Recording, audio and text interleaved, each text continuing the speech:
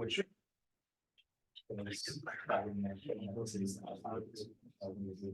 So. I think that's. All right, hello everyone, how's it going? My name's Justin. I'm a Notter's PhD student. Notter is currently at a conference right now and couldn't make it, so he asked me to substitute in and kind of lead the presentations for you guys today. So yeah, I guess I'm a third-year PhD student and I do research with Notter. So some of the stuff that you guys are talking about, I've have some experience with, so hopefully we can have a good conversation here. I guess, do you guys have any questions just in general about the class? So guarantees I can answer you guys, but I can at least forward them to Nutter if you guys have any questions. All right. So can you raise your hand if like you're presenting today? I have the list, but I just wanted to see. Okay, 1, 2, 3. Is this 3 groups? Are you guys together or separate? Together. Separate. And separate. And then we also had a presentation? You? Okay, so we have at least 3 people here, 3 groups here. So I guess we'll just go with that. So I guess the way that we'll share the slides today is you guys can come up. I guess do you guys have the people that are presenting have a laptop with them by chance? So what you can do is you can join onto the Zoom. I can give you the link and then you can share your screen and you can come up here and then it'll show up here and you can present. If you don't have a laptop with you, you can just we can figure out a way to load it onto Zoom. Does that sound good? Great. All right. Let's pull up. Yeah, so I've not been paying attention to the class, but as far as I know, you guys are talking about caches, and specifically, you guys have been looking at cache side channels. So thinking about things such as like meltdown, Spectre, prime and probe attacks. So these are things where we're looking at the cache and observing the timings of the relevant lines and seeing if we can extract information from this. So we can see kind of what are some papers that are kind of in this area and see what we can learn from that. Is the first group here, Suhas and Billy, are they here?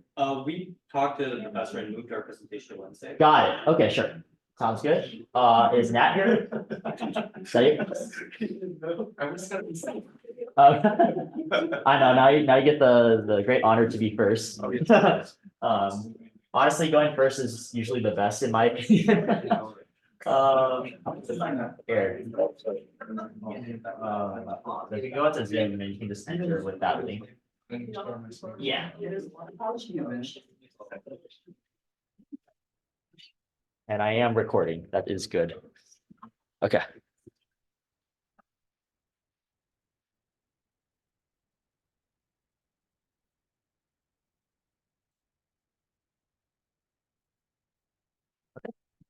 And then quick question, did Nader say anything about like format wise as to the presentations? Did he say much? Not that, no. Okay, does around like 15 minutes. there's around 15 minutes with some question Q&A. That sounds reasonable to you guys? Yeah. Okay, sounds good.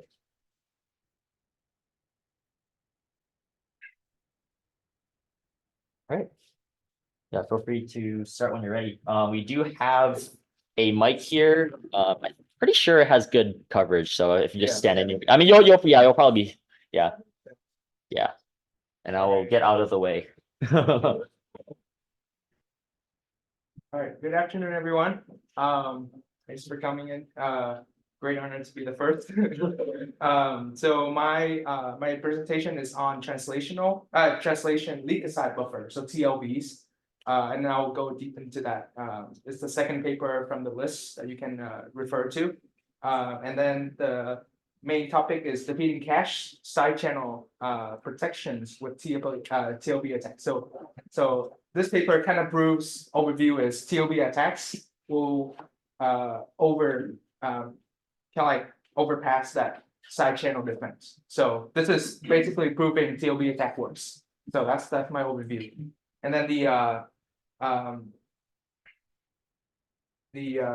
so this is from a group from University of Amsterdam, and they have a very like interesting talk on their website. And then another title of their website is Firing Your Neighbors. And then this is trying to implement different attacks and beyond.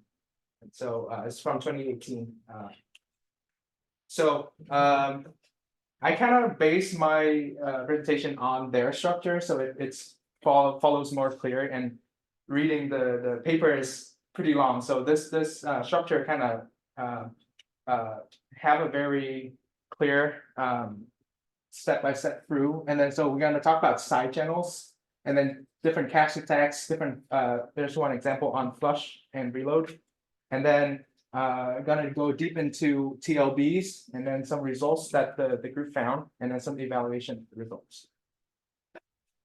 And then so cache side channels, and then so it's basically another channel that can leak secrets outside of the regular interference. And then this picture is a very interesting one, where different attacks and then I think it's more clear when we go into the example. So example, when flush and reload happens, so when you can attack the AES, which stands for Advanced Encryption Standards, which is this block right here. And then this is kind of the mechanism. I think Nader will go into deep into that a bit later. But then for this one, we can detect lookups in the tables using the flush and reload. And then this is an attack, so we can evaluate that by kind of like this diagram where we can see cache lines in plain text bytes. So this can review information of the system by so basically, if you know when and where the cache is accessed, then that will review some information on the system, and that reviews the vulnerability, and that you can attack that. So basically, this diagram, if you see this one, from my understanding of the paper, this means that this is a successful attack. So just that. Okay, so and then the paper go deeper into some cache activity, and then this is kind of the code outline where this is not side channel proof version of the code, and the execution is strongly depending on the secret value. And in this case, the secret value is the scalar count. And that, so when only the scalar is 1, and then you do the act function, and then you can view the cache activity to actually see how it's done. And now I'll let the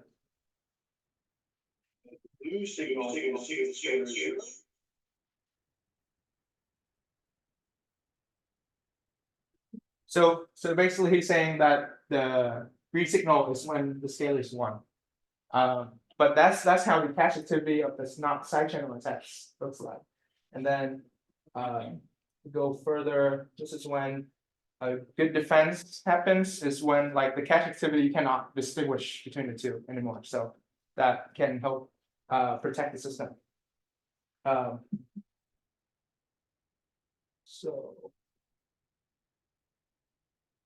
And then this is another look at the defense, and this is implementing a defense technique.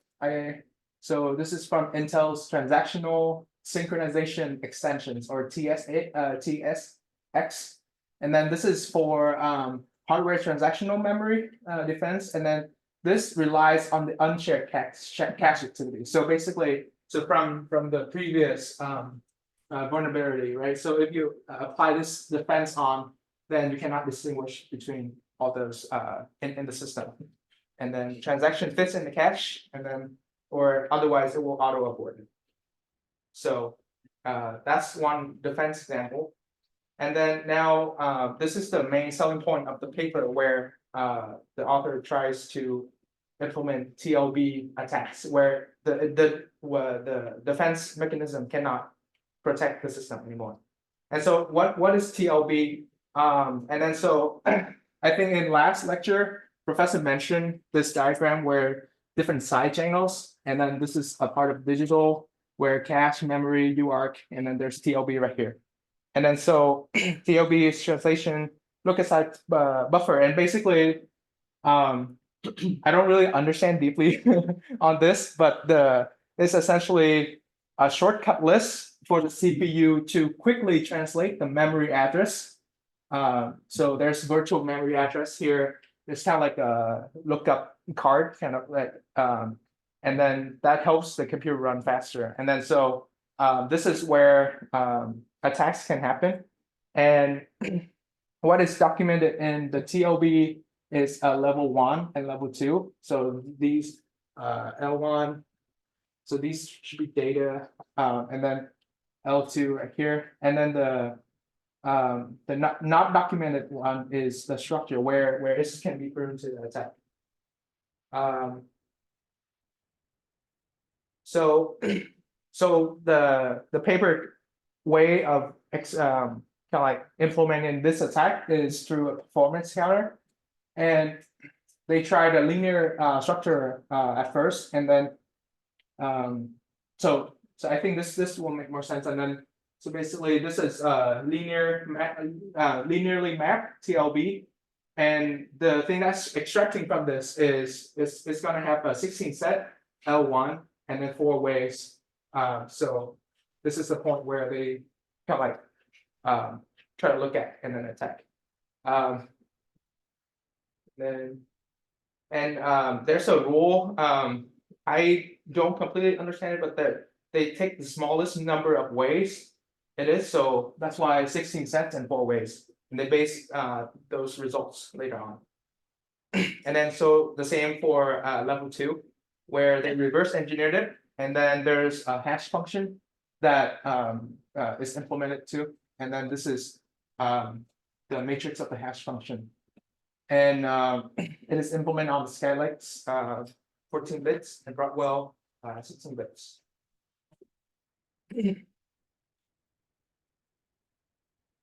So the performance counter,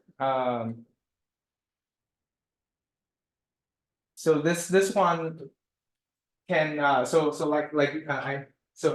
for this one you can see the TLB sets and L1 have that kind of like diagonal line as well, and that will represent kind of like information that can be attacked, where the misses and so there's a clear structures in all of them that can review the information, is what I'm trying to portray it here. And then so there's a table that that's presented. I think in this one, the thing is we want to look at the hash structure, which is linear structure, and then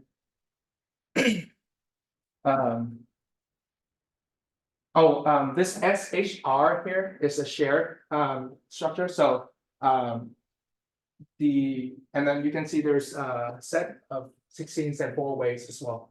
So this is kind of like these 2 columns here are the one that they try to convey in the paper.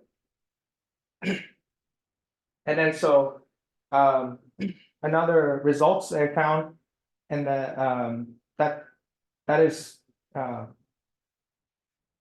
so this is a histogram that tells you about the difference, the histogram of latency. So this is CPU cycles in x-axis, and then the frequency in the y-axis, and then this can distinguish between the hit and miss, basically. And then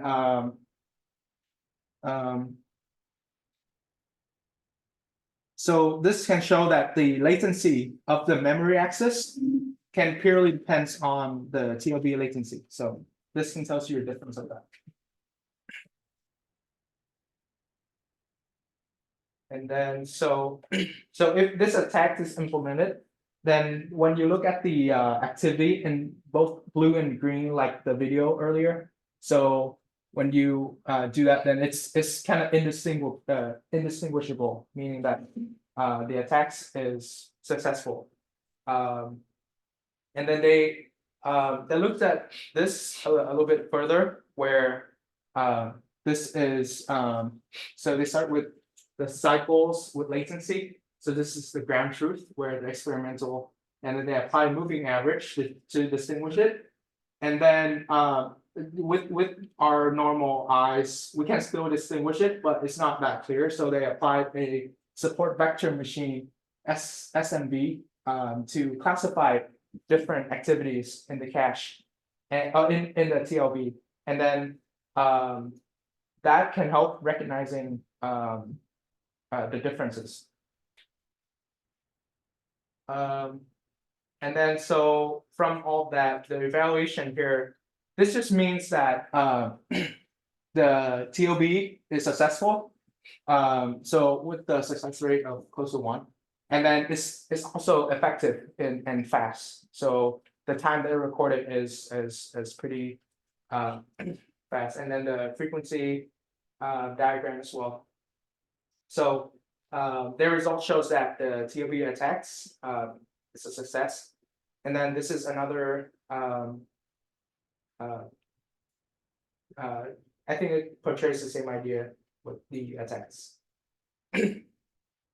But overall, the conclusion of this TOB attacks is it's practical, it's reliable, and then it's another side channel that can be attacked besides the cache. And then this TOB attacks can bypass the defenses. For example, the defense that we talked about, the TSHX. So this one shows results in there, and then that should be all of my part. Awesome. Does anyone have any questions for Nat on regarding this paper? On the evaluation slide, there was Yeah. like BF. There's like go back there. Is it like Yes. median BF? What is BF? Um, Do you remember this? I do not remember on top of my head. I think, oh yeah, BF is brute force attempt, so probably this one, and then this is the median of that. Okay. Yeah, BF stands for brute force. I have the paper up as well. Okay. Yeah. Yes. Question? Yes. So what? I have a little bit of a hard time following. What was this paper trying to do? Is it trying to look at like latency times for the TLB to respond to you to try to extract some information about like how long you're in the like main loop of AES or something like that? Yes. They try to prove that TLB attacks works through latencies. Yeah. Okay, so if something's like if your virtual address is mapped, then it would be faster. Okay. Yes, in that area. Yeah. Yeah. Any other questions? I had a question. Did they mention any like defenses against this? No. No. Yeah. Okay, it's a little bit- They want to prove the attack. Okay. So they prove that it can bypass some defense, but I forgot what defense that they use it. Or at least existing defenses. Yes, existing defenses, yes. But yeah, this is a really interesting paper. I guess did Professor talk about Meltdown or Spectre at all at the end of last class? So it's kind of a similar principle where basically there's this kind of shared resource. In Meltdown's case, it was like the cache. In this case, it's the translation look-aside buffer. We're basically looking at how the timing can, I guess, point towards different activities. I guess the first part we're basically trying to say like the mapping between virtual address to like the TLB sets was unknown. So then we had to basically learn that mapping. And then once you learn that mapping, then we can kind of do the actual attack. I saw. But yeah, That's a better way to put it. no, I was just summarizing what you were saying. You did a good job. Okay. All right, thanks, Nat. Thank you. All right, next up is Raphael and excuse me if I pronounced the name wrong, Salasi. Salasi, awesome. Oh, here, and I can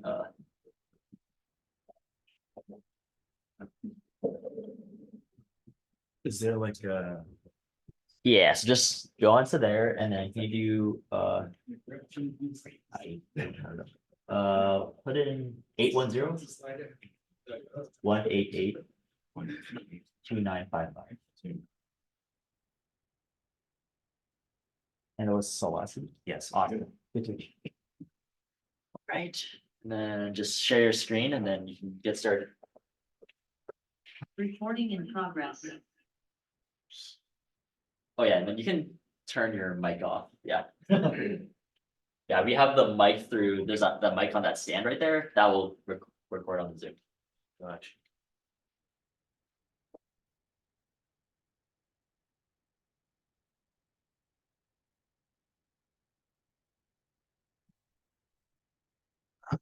Let's say that is what's smaller.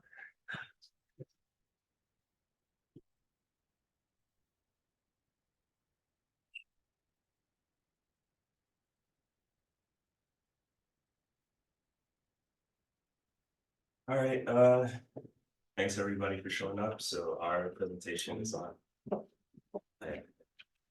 Our presentation is on side channel attacks in a non-inclusive world. It's a bit of a packed presentation, so excuse us if we go through it a little quick. So to give a little bit of background into the context and like the problem statement.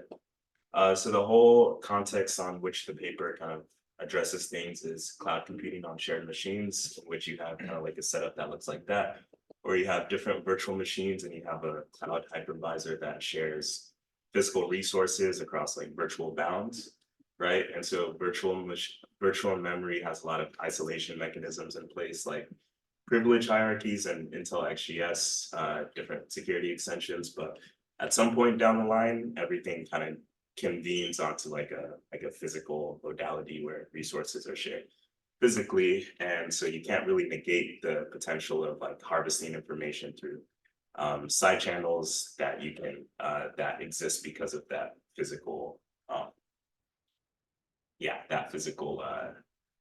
space.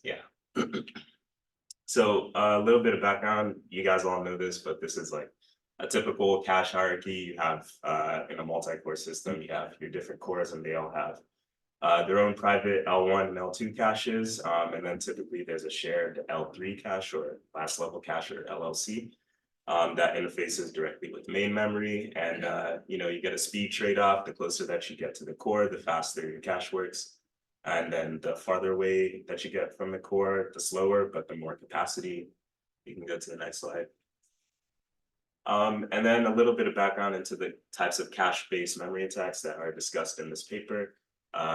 We'll get to the actual point of the paper in a little bit, but the first one and the simplest to implement is flush plus reload, where the attacker flushes a target instruction or target address using like a flush instruction. They wait a period of time, re-access it, and then if the victim accessed it and reloaded the memory in that period of time, then you'll get a cache hit. That attack relies on shared memory, and you also need the existence of a flush instruction that's not available in all architectures. Then you have the victim reload, which is sort of almost the same thing, but it's more for architectures that don't have a flush instruction. So instead of flushing that memory address, the attacker creates an eviction set. And that's really just like a set of addresses that are mapped to the same cache set as a target address. So when you access those addresses, they essentially evict the target address from the cache set. And then it's the same thing, you wait, re-access that target address, and then if you get a cache hit, you know that the victim accessed that part of memory. It also relies on shared memory, and it's also more complex than the other one, just because you have to understand the properties of cache replacement policies to create eviction sets. And then this one is prime and probe, which is the hardest one to implement. The first step is to evict the target address using an eviction set, wait a period of time, then the attacker re-accesses that eviction set in the prime step, and then they measure victim activity. In this case, it's a cache miss if the victim accessed the memory address. And then you don't need shared memory to do that. You can go to the next slide. So why is all of that kind of important? And it all stems from cache design choices. Typically, there's 3 different cache hierarchy designs that are utilized these days. Not so much these days. There's inclusive hierarchies where, like, for example, L2 or your L2 private cache would be a subset of your last level cache, which is shared.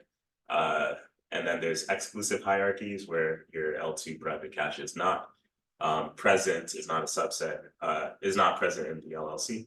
And then you have non-inclusive hierarchy where L2 private cache is not a subset of the LLC. It's kind of a lot to take in.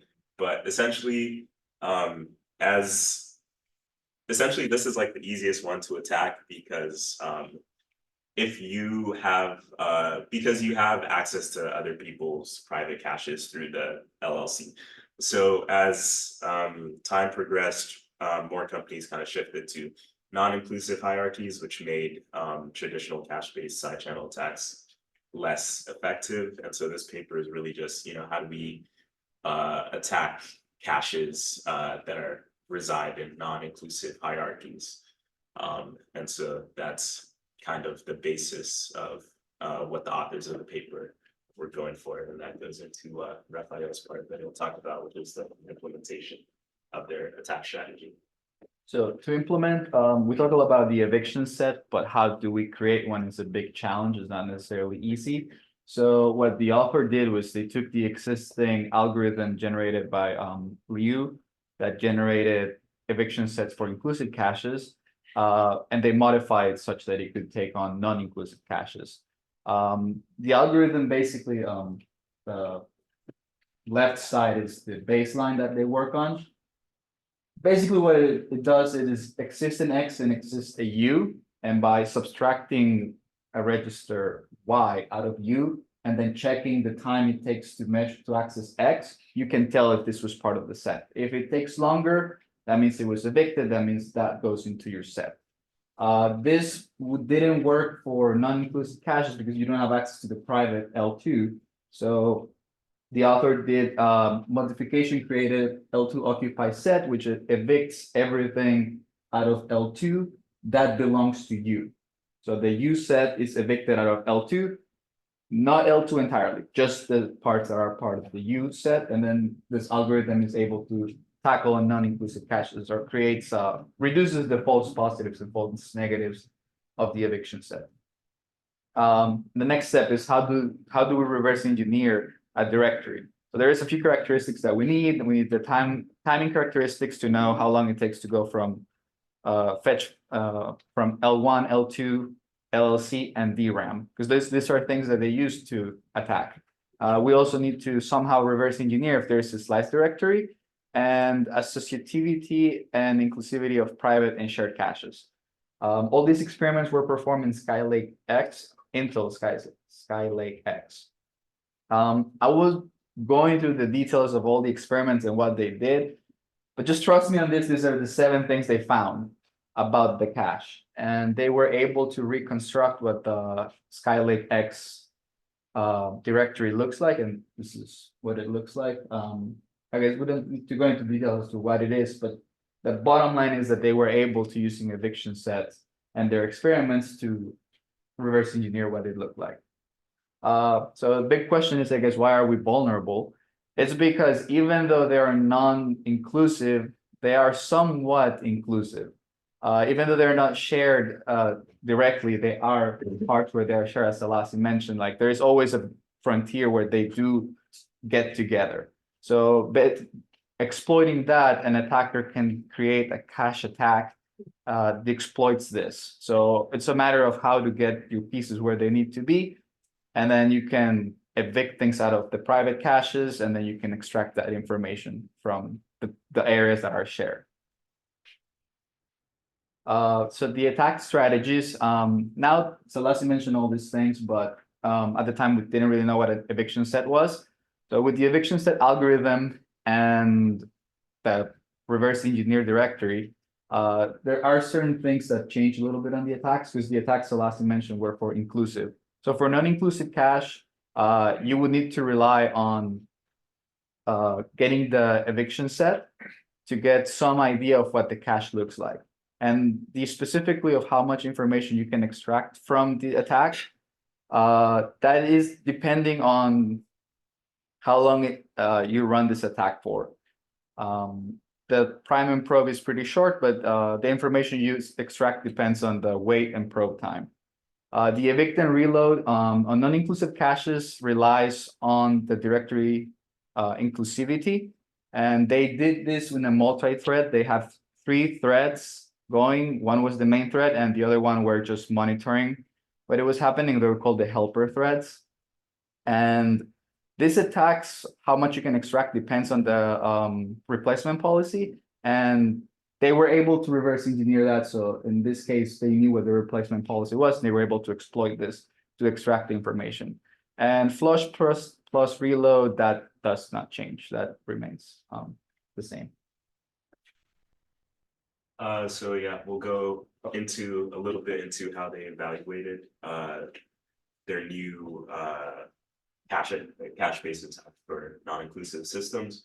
So to do that, they use an example algorithm. This is a square multiply exponentiation algorithm, something that you find on encryption strategies like RSA. So pretty much this for loop iterates over every single bit and like an exponent.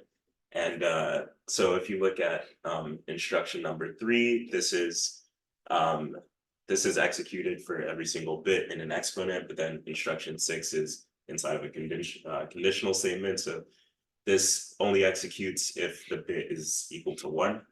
So essentially, if you know like when the victim has accessed these 2 instructions, you can tell like whether or not the bit is 0 or 1.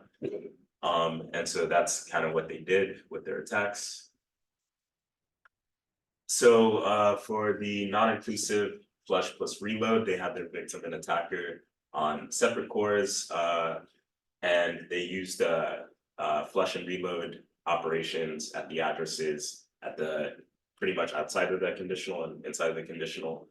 And they had a 2000 cycle wait between the flush and the reload, and 2 subsequent accesses of the square root with no access of the multiply indicates a 0 bit. Can you go back a slide? So if you hit this line twice, it's a 0 because it didn't go into this conditional and did this multiplication. If you hit the multiplication, then it's a 1. That's essentially what that's saying. Go to the next slide. And in this example, they were able to accurately deduce part of the exponent.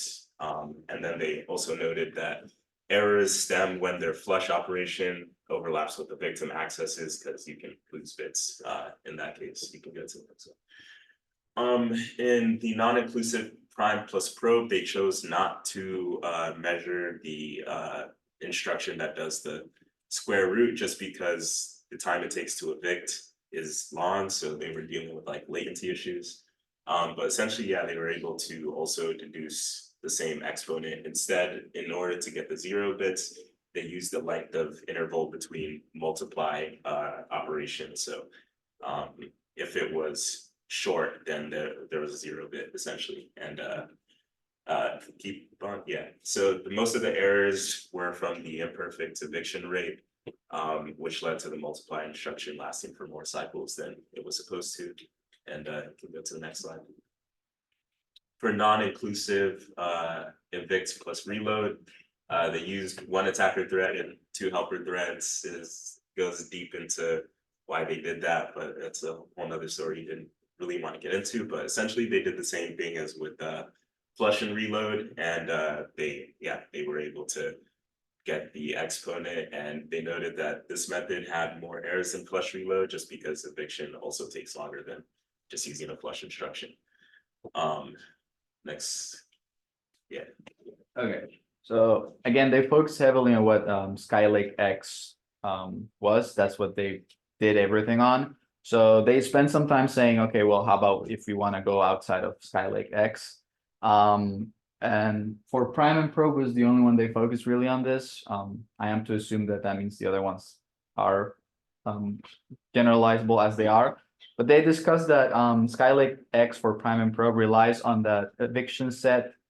If there is no associativity higher than the L2 cache, and this allows them to use the eviction set to trigger things out of the L2 cache. So the author proposes that, well, if there is more associativity, multiple attack threads on different cores could achieve the prime part of the attack. And for probing, if this is slice set using,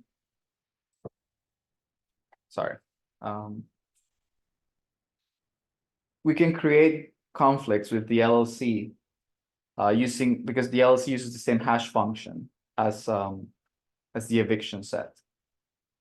So they were able to, they didn't really want into doing it, but they said that it was general, but they could generalize it if they take care of those two problems with the prime and the probing. Other work is non-inclusive and inclusive caches is basically what this paper talked about. The non-inclusive attacks were done on ARM LLCs with evict and reloads, and they did a non-inclusive AMD dual shock machine. They did flush and reload for that. And for inclusive caches, the biggest problems are that they share the core and the operative systems have schedulers.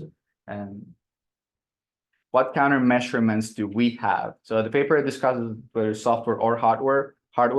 As we talked about in class, software is not preferred because there's a lot of overhead that hurts performance.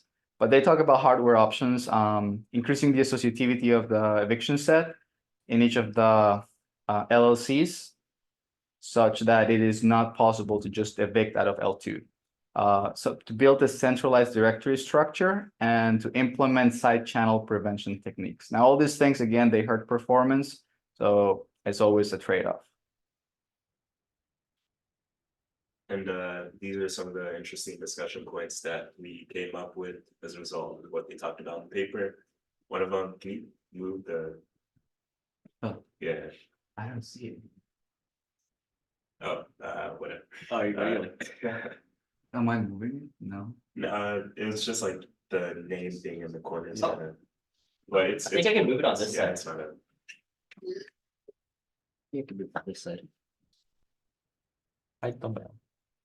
Okay, Okay, yeah, yeah, could. Thank you. There you go. Could directory-based attacks be combined with other types of attacks to enhance their effectiveness?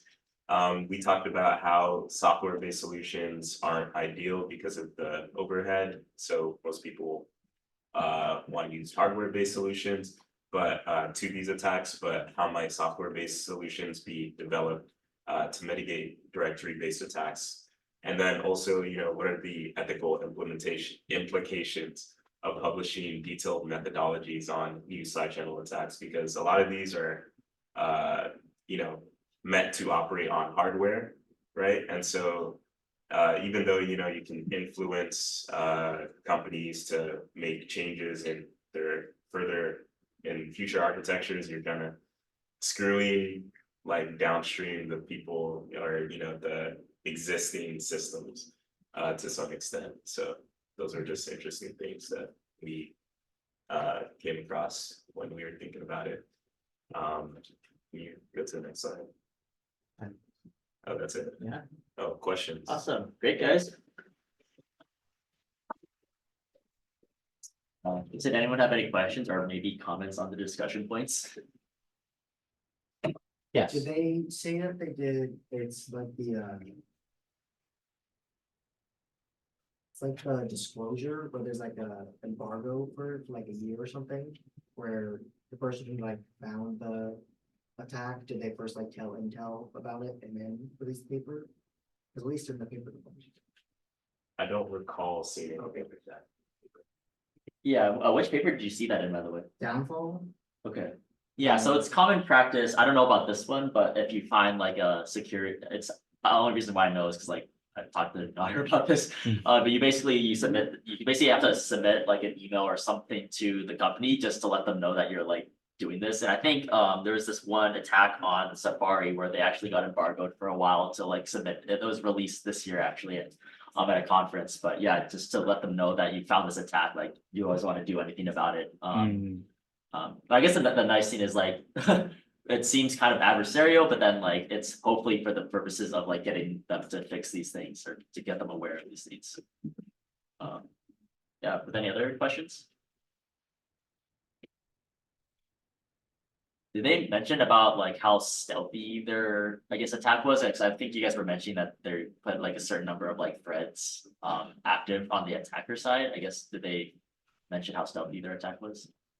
I don't think they mentioned stealthiness, but they do talk about like iterations about like 1,000 times per. Okay. Yeah, I think they were more concerned with just getting it to work effectively. So they talked about like, for example, like how big your eviction set needs to be, how many accesses you need to have on an eviction set.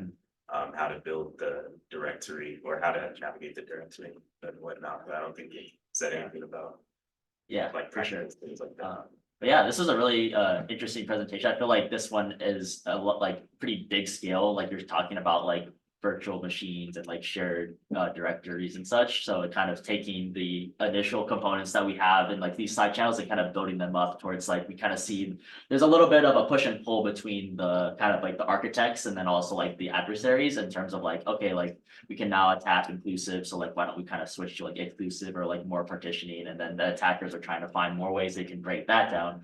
And I think I like the point you made about like that there are overheads when we're kind of developing defenses. So for like, especially like SitePath software things, like anything that we do to like make it more defensive might add some overhead, which obviously as architects, we want our computers to be fast. So it's an interesting trade-off, but you just hope that us engineers can devise something that can overcome these challenges. So all right, sounds good. Good presentation. We have two more left. It's 2:42. I think I'm in favor, I guess, how you here? For the fourth presentation? No. No, is Audrey here? Yeah, go ahead. I guess, if how you is not here, I guess you can just go and then that's the last presentation. Yeah. What's the Zoom? Oh, yeah, I got that. Sorry. At this point, I should have it memorized. Yeah,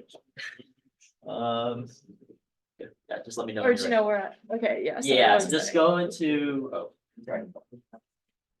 Basically wanna, you have the Zoom app, I think?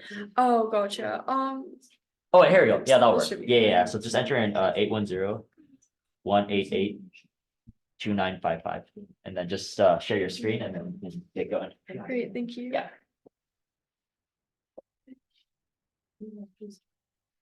And then the mic is right there, so you'll be fine. Yeah, you Awesome. can mute yourself when you get in. Okay. Yeah.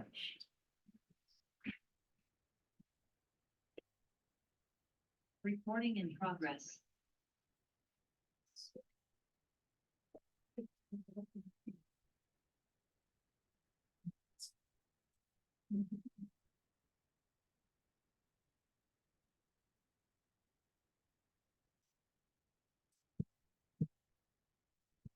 We're good to go? Yep. Okay, hi everyone, I'm Audrey and this is my presentation on synchronization storage channels.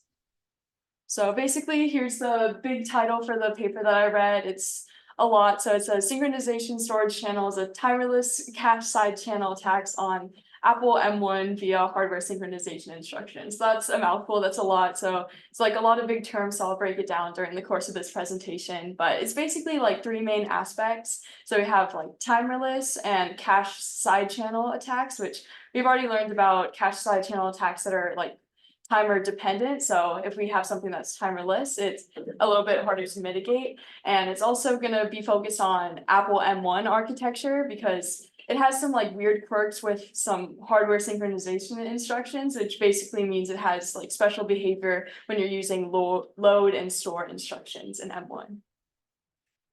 Okay, so yeah, let's start with cache side channel attacks. So basically the point of this is to figure out the victim's memory access patterns by figuring out like what is in the cache and what gets evicted over the course of whatever the victim is doing. So the victim secret in this case is represented by a microarchitecture state change, which, like I said before, is what's stored in the cache. So we need a way to convert these microarchitecture state changes into architecture state changes, which we are able to see.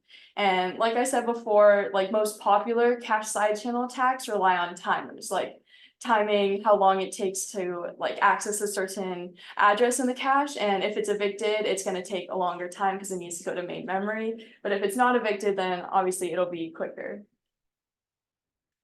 So yeah, I think Nader went over this last class, but basically just how like a cache side channel attack works is the attacker loads a bunch of addresses in the shared cache between the victim and the attacker. And then the victim is able to run code or like do some things that access memory, which accesses the cache and evicts some of the attacker's addresses. And then later the attacker can try and access these addresses that they had at the beginning and see which ones have been evicted and which ones are still there. And they're able to use that time to convert from like microarchitecture to architecture state changes. And it's pretty easy to mitigate if noise is added, like if they make everything constant time or like don't always be so consistent on what like is and isn't in the cache set and like how long it takes to get from the cache set. So this like motivates looking for timerless options. So yeah, now let's talk about hardware synchronization instructions. This is like the main key to what the paper discovered. So first I'll just go over the terminology. So hardware synchronization instructions are basically load and store instructions. So specifically, we'll be talking about load linked, which I'll refer to as LL, and store conditional, which I'll refer to as SC. So load linked is basically loading an address and marking it as exclusive. And then store conditional performs the store if the address is already marked as exclusive. If not, then it fails. But if it does succeed, then it marks that address as not exclusive. And it also writes to a register to say if the store like succeeded or not. And this is helpful because it ensures like atomic behavior. So then if something or like two things can't write to the same thing at once. And like the motivation for this makes sense because you want atomic instructions to not have so many data races. And like it makes it as accurate as before, but it's at the cost of extra no op cycles. So here's just like a little example on the slides of if thread A like loads the address of a lock to see if it's free or not. And then it starts trying to store like that lock is busy, you know, take the lock. But at the same time, thread B is looking at it, seeing that it's free, and since it's able to secure the lock before thread A does, thread B's SC returns success, and then thread A's returns fail. And that all should make sense.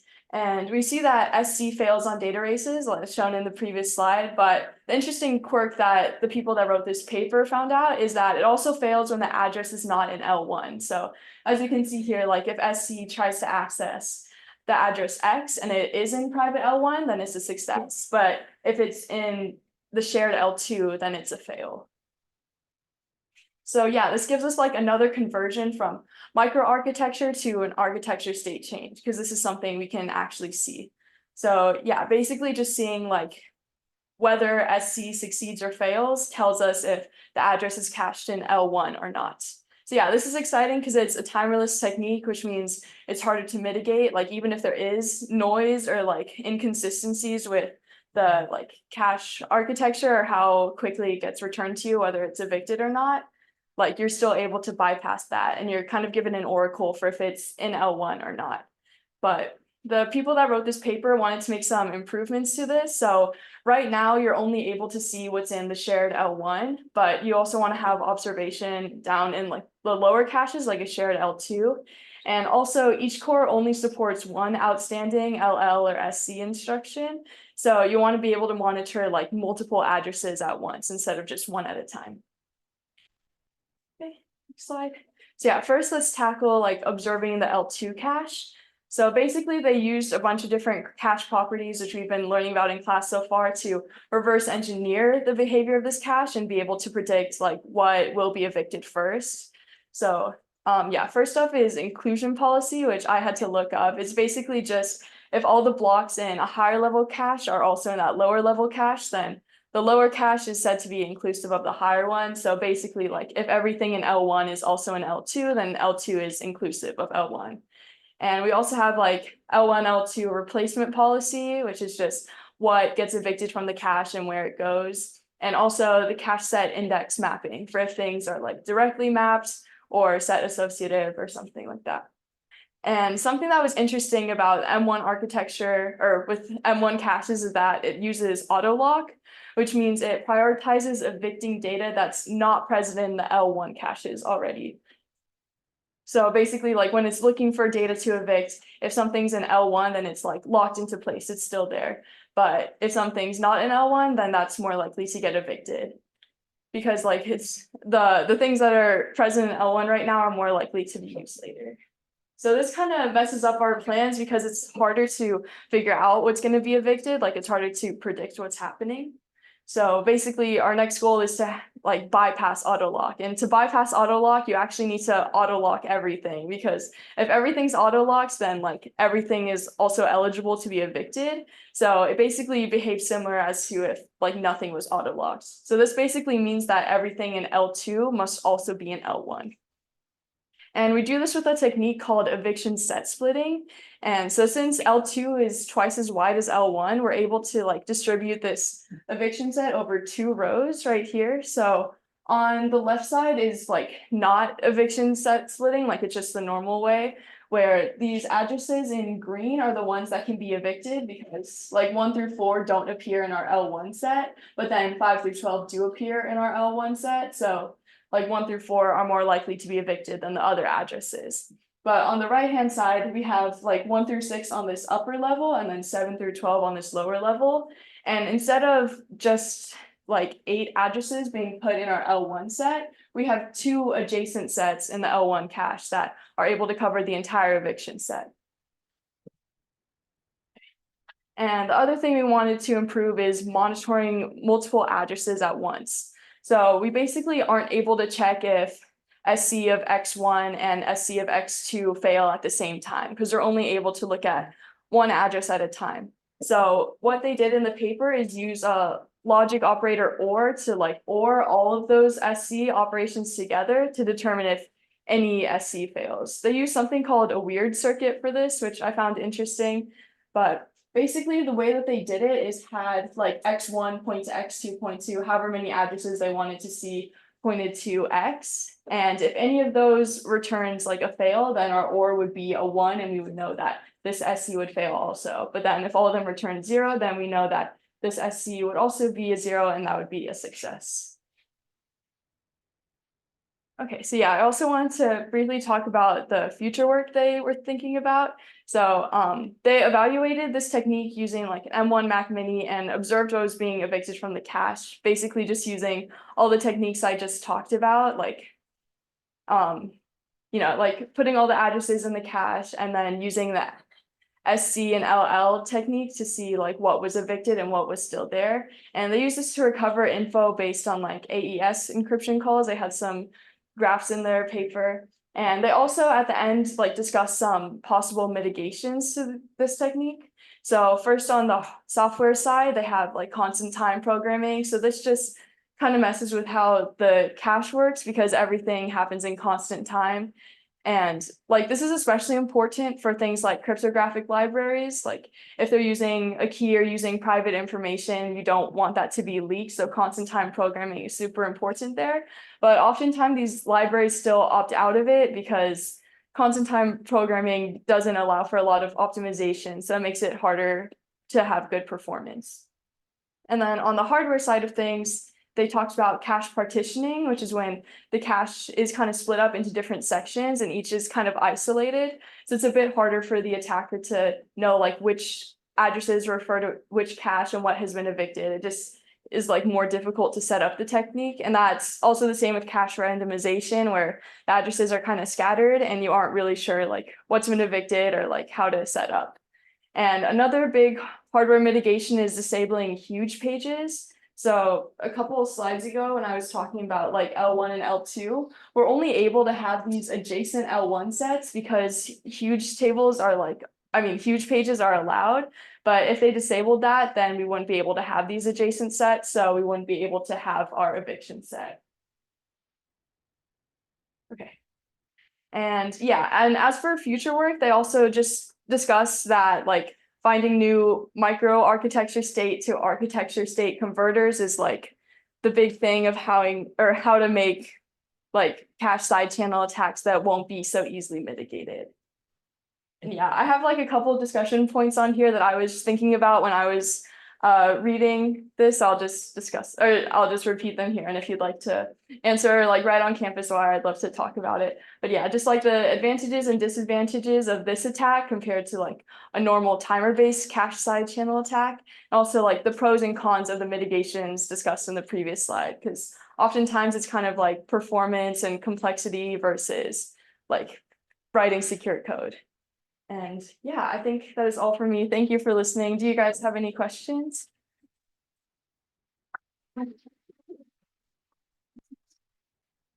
Good job, Audrey. Is there any questions for her? You can go you first and then you go next. So I have a question, so like. I think I might not have understood it fully, but like it's supposed to be not dependent on the timer, right? So I was wondering why constant time programming is a mitigation for this. Yeah, I think when they mentioned it in the paper, they were talking about like general cache side channel attacks, like not specifically for this one. Oh. Does that make sense? Yeah, sorry, that wasn't super clear in the slides. Yeah, you wanna go next? You mentioned that they insert no ops in between the load link and store conditional. To me, that seems weird because why would they insert no ops? They could insert other instructions. As long as they're not accessing that same cache line, the link won't be broken for the load link, right? So.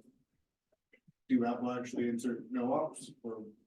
At least that's what the paper said. I'm not sure. That doesn't really check out, huh? I don't know, maybe because like they're trying so hard to have those atomic instructions, like you don't want something that like accesses the other lock, but I'm not fully sure. Yeah, I guess a knob would be like the least dependent instruction potentially. It's true, it's true. Yeah, any other questions? Yeah, that was definitely one of the more complex papers, I think, so I think you broke it down pretty well. But I guess to kind of summarize across all the three presentations we had, I guess basically as an adversary that is interested in like the microarchitecture, we can basically look at these different components, whether it's like the TLB, caches, whatnot, and basically kind of map basically execution to some of these kind of shared components.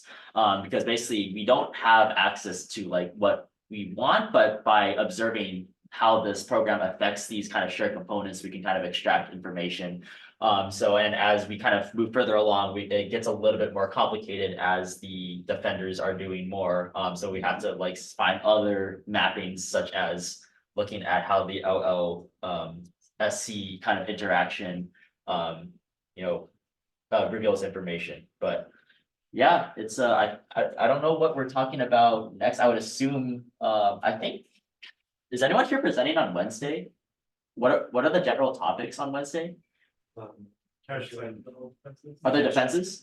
Okay, great. So we talked about attacks today, and then we can talk about defenses. And it'll be good to kind of close the loop on that. But yeah, that's it for today. I guess if everyone has presented that is supposed to present today, I guess, yeah, you guys are free to go. Thanks, guys.